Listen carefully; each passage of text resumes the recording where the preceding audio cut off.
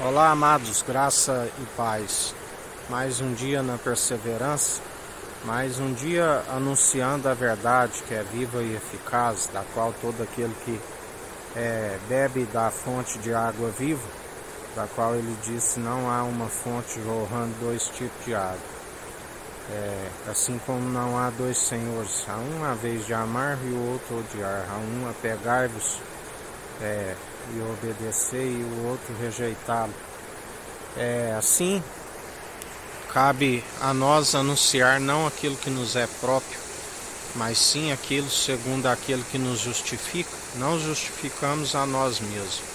Falamos da sabedoria do alto, não da sabedoria segundo a era perversa desse século dos poderosos que já vai desvanecendo, aonde 1 Coríntios capítulo 1, versículo 27, diz que aqueles que perseveram segundo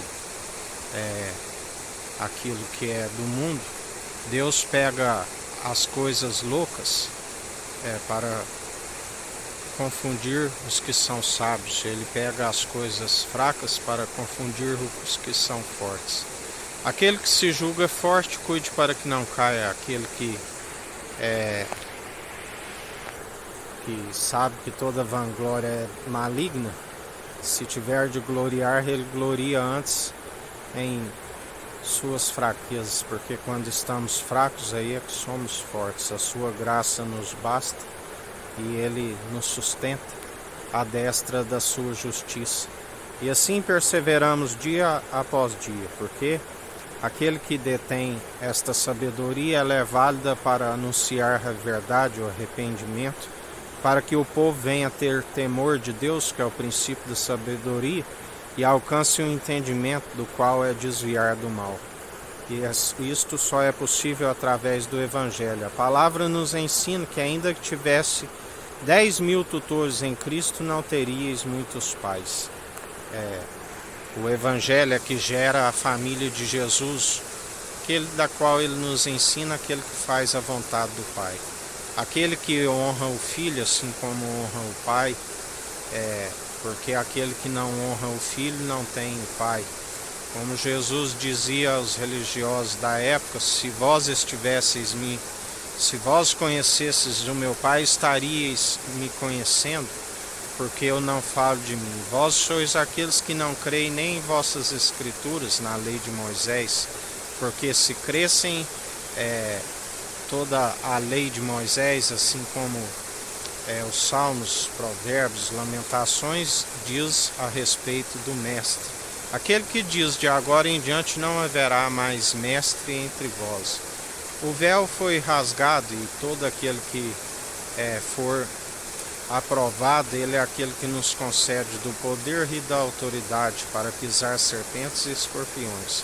Mas a palavra diz que muitos são chamados, mas poucos escolhidos, porque somente aqueles que estão segundo ele e ele em nós é que são santificados e purificados, porque ele sabe a intenção da mente e do coração, e assim como ele já nos ensinou, Judas, o Iscariote, o traiu para que se cumprisse as escrituras, da qual dizia: o meu amigo que comia comigo junto à mesa, compartilhava do meu pão, haveria de me trair.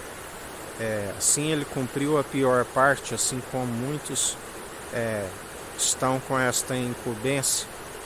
Mas jamais ele foi enganado, porque assim como o Pai, ele é onisciente.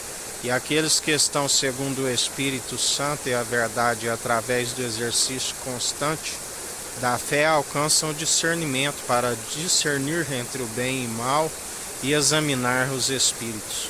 E também estão segundo o Espírito, tendo a ciência, o mesmo Espírito que nos ensina, sonda o intento da mente e dos corações. E assim perseveramos, vigilantes, porque em relação aos sinais, em relação às épocas, o próprio Jesus diz: só o Pai sabe. As datas são de autoria e compete a ele. Nem o Filho nem os anjos sabem. mas sabemos que Ele está governando com justiça e equidade, na imparcialidade, exercendo o direito. Então, Ele é aquele que aplana os caminhos através do anjo do concerto. Ele derruba os montes, entulha os vales, aplana os caminhos para a sua vinda. Então Ele entregará tudo ao Pai, e o Pai o enviará, estando no centro do trono, Ele à sua direita, com o poder e autoridade dos anjos, e virá buscar um povo bem disposto, unido numa só fé, num só propósito, num só coração. Mas chegou o tempo agora de indignação, aonde Ele está, o trigo amadurece, aonde a Bíblia fala que os justos florescerão, aonde a palavra diz que como os cevados, como os bezerros no cevadouro, saltarão com júbilo. Assim como houve Deus na sua imparcialidade, houve o tempo daqueles que imperaram segundo a injustiça, agora haverá o tempo dos justos operarem, e então virá uma grande colheita de almas. Aleluia, oh glórias a Deus, porque sabe aquele que ganha uma alma, e o justo viverá pela fé.